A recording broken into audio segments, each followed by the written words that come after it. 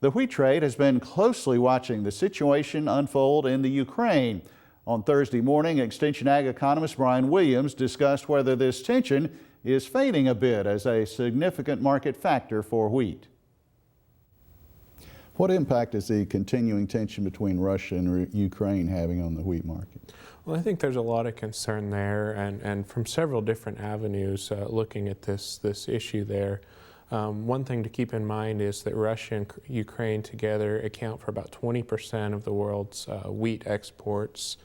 The sanctions that were put in place a few weeks ago really didn't have too much of an impact on the U.S. market here.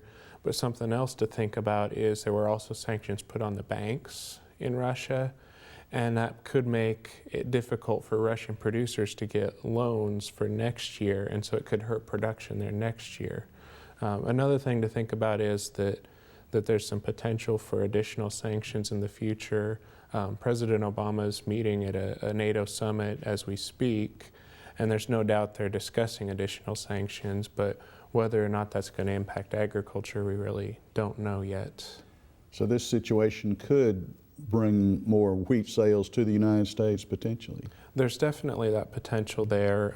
As I mentioned, Russia's a huge player in the global market, and they're expecting a big crop this year.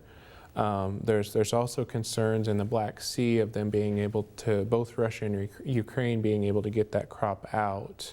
Right now they're still able to, but if they have trouble in the future, that could bring more business here.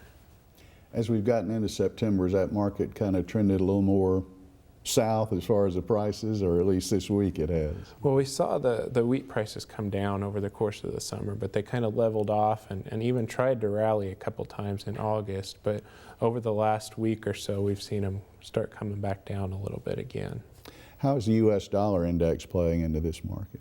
Well, the dollar's been real strong lately, particularly compared to the euro and the Japanese yen. And where that really plays into the market is that while it's good for a U.S. consumer, it's not so good for farmers because it makes our wheat more expensive to potential customers. You would say the market's probably going to stay about where it is right now, maybe? For now, it looks like it, yeah.